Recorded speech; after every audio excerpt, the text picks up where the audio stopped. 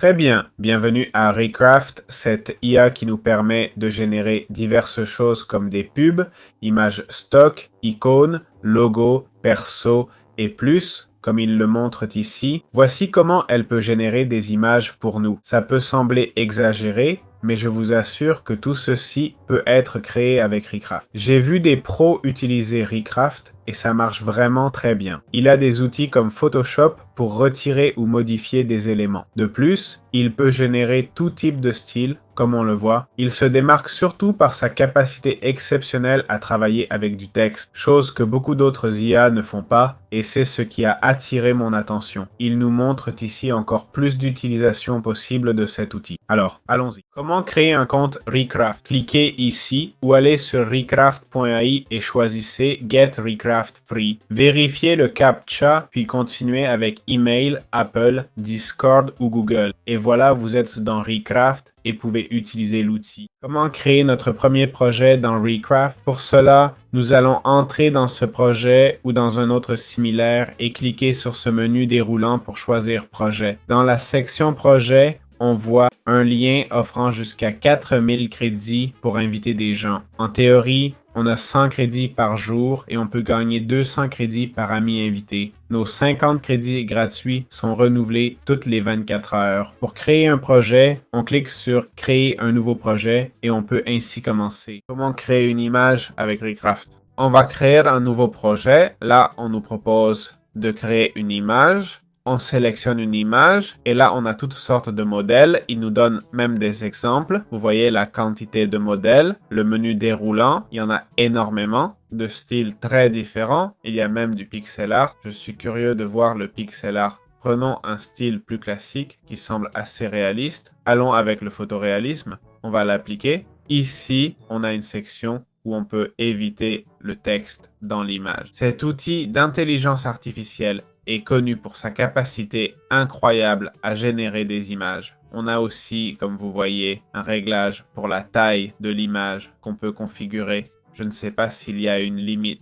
Pour l'instant, je laisse comme ça. Ensuite, on a les couleurs de l'image qu'on peut ajouter comme si on voulait une palette au cas où on voudrait une palette. Maintenant, je vais générer une invite. Je vais mettre cette invite. Je pense qu'il faut la mettre en anglais. Alors, collons-la. Voilà, l'invite en anglais. Comme vous voyez, ça donne les tailles. On peut choisir celle qu'on veut. Je vais le faire grand. Je veux du 16:9. Voyons voir, on peut préciser le type d'artiste, mais aussi et générer une ou deux images. Entre une et deux, si on en veut plus, il faut payer. Je vais en générer une pour consommer moins. On peut choisir des styles ou une diversité de styles pour générer différentes images. Mettons 2 et diversité de styles et qu'elles soient privées. Pour ça, il faut payer ou public. Si on clique sur Recraft maintenant, je vais générer l'image. Comme vous voyez, on est sur Canva. Donc, voyons comment cette image se termine. Et voilà, l'image a été générée. On peut prendre l'image et l'agrandir si on le souhaite. Je ne sais pas si l'agrandissement a réduit sa qualité ou non. Bon, non. Voici l'image. C'est généré par l'intelligence artificielle. Je le dis d'emblée, je pense que ça se voit dans certains détails. Par exemple, personne ne ferait ça ou à cause d'une affiche, une poubelle là ou parce qu'il y a un... On peut même voir les reflets qui ne sont peut-être pas parfaits, non? Mais on ne peut nier qu'elle a essayé. Ces arbres apparaissent de nulle part, non? Mais cet arbre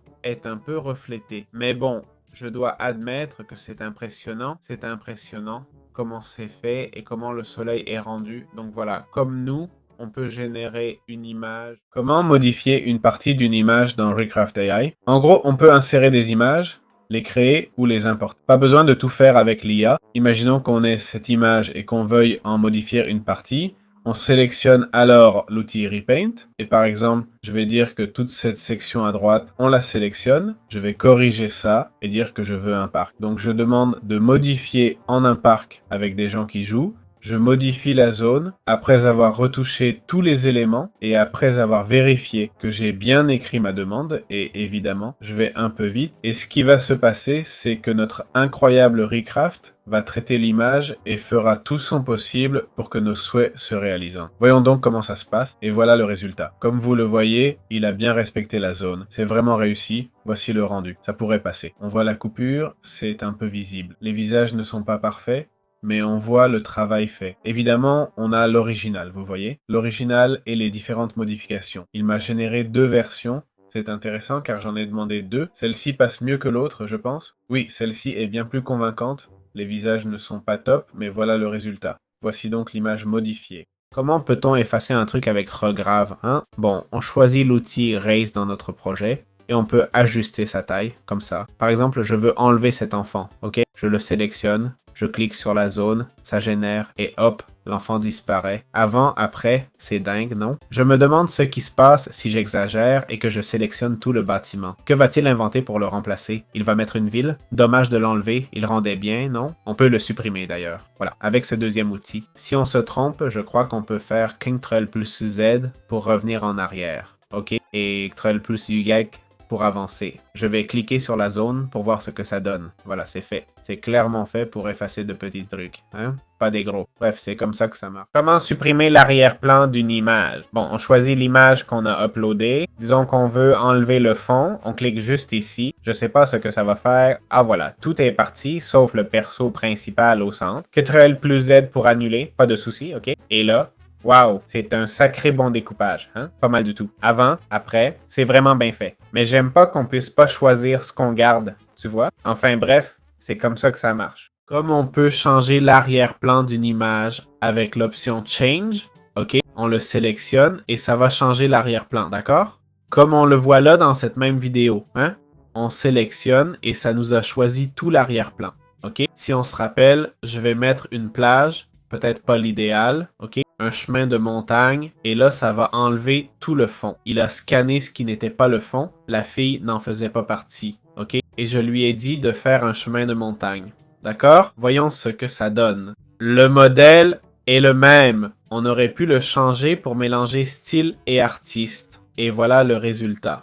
Ok? Voici l'avant et l'après. La tenue de la fille a changé. Hein? Regardez, on voit que c'est la même fille. D'accord? Mais pour une raison, il a changé sa tenue pour un anorak. Okay. Le détail est bien rendu, mais on est passé d'une chose à l'autre. Comment vectoriser une image avec Recraft? En gros, on sélectionne l'image et on clique sur vectoriser. Ce n'est pas l'image idéale, mais essayons pour voir le résultat. La vectorisation, c'est un style plutôt pour les logos ou les animations. Voyons le résultat sur cette image photoréaliste. Ça ressemble à une peinture à l'huile, non? Dans ce cas, c'est vrai que ça n'avait pas trop de sens. On peut changer la palette. Attention, ça peut donner des trucs sympas. Mais comme je disais, on peut réduire le nombre de couleurs. Ah, franchement, c'est pas mal du tout. J'aime bien. Ce style pourrait faire une chouette miniature. Vraiment. Si je clique sur Reset, ça revient et je peux baisser ses couleurs. Et voilà. Regarde comme c'est cool. On le vectorise. Voilà, l'image a l'air super comme ça. Ok, donc c'est comme ça qu'on fait et on a aussi le spectre. Le spectre de couleurs, tu cliques sur Reset et il revient. Tu peux réduire le spectre, ça ajoute des couleurs primaires. Bon, ça n'a pas trop de sens ici, mais c'est quand même cool. Voilà, une fois qu'on a fini, ben c'est tout, on a terminé. On peut faire Ctrl-Z si on regrette. Si c'est un vecteur, on peut faire Ctrl-Z, voilà. On peut faire un upscale, une amélioration de qualité d'image avec Recraft. On peut la sélectionner, ok?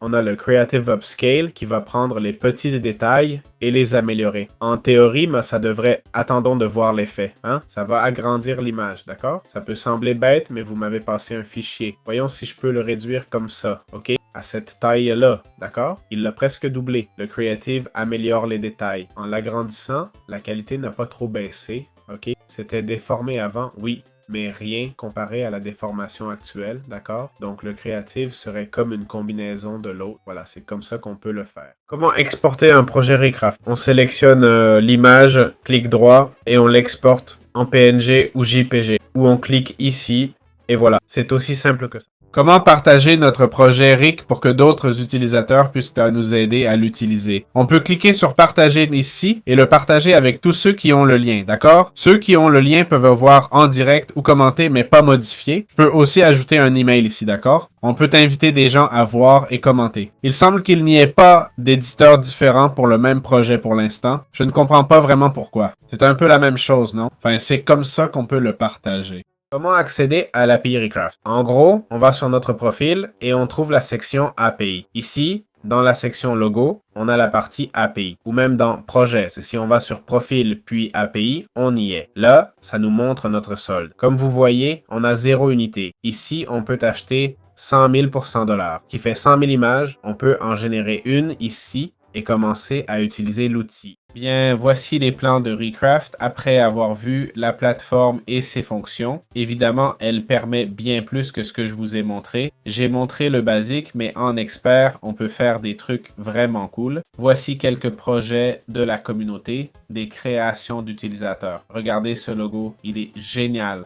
Avec ce style d'art ou cette image ici, ce logo est fait par IA. Qui l'aurait cru? Je ne suis pas expert, l'ombrage est peut-être bizarre, mais c'est quand même top. Je vous ai dit qu'on peut ajouter du texte, contrairement à d'autres outils. Regardez comme c'est bien fait, on dirait presque un film. Ce verre d'eau semble banal, mais voyez les reflets, la lumière, c'est dingue. On clique sur Upgrade pour voir les forfaits payants. Netflix, Asana, HubSpot, Airbus et Gifly font confiance à ce service. Le plan gratuit offre 50 crédits par jour et un maximum de 2 images. Le forfait de base à 10 $ par mois donne 1000 crédits mensuels et permet de créer des images en prix. Si on peut générer 4 styles d'images par prompt, avoir 10 tâches simultanées, et une priorité de génération. L'outil Creative Upscale est inclus. À 27 $ ou 33 $ par mois, on obtient 4000 crédits. Seuls les crédits augmentent, pas vraiment plus d'outils. On a accès à des prompts optimisés, détaillés pour la génération d'images, très utiles. Et ici, le prix n'a pas trop augmenté. C'est pareil, juste plus de crédits et pareil ici, plus de crédits, c'est tout. C'est cool, car dès la version de base, on a accès à tout. C'est vraiment appréciable. C'est apprécié, peu d'outils font ça. Donc voilà, je trouve que Recraft est un super outil pour la génération d'images. Difficile de dire si c'est le meilleur. Mais pour le texte, les logos et la vectorisation, oui. Même les possibilités qu'il offre sont très intéressantes. Je pense que c'est le meilleur, pas juste pour la génération d'images, qui est excellente, ne vous méprenez pas, mais pour la personnalisation et la capacité à modifier les images qu'il propose. C'est ce qui le rend vraiment bon. Vous voyez, c'est ce qui le rend vraiment bon. C'est une vraie personne derrière, vraiment. Le fait de pouvoir faire des maquettes, générer des images, avec tant de modèles différents. Voilà, j'espère que ce guide vous a plu. On se retrouve dans les prochaines vidéos.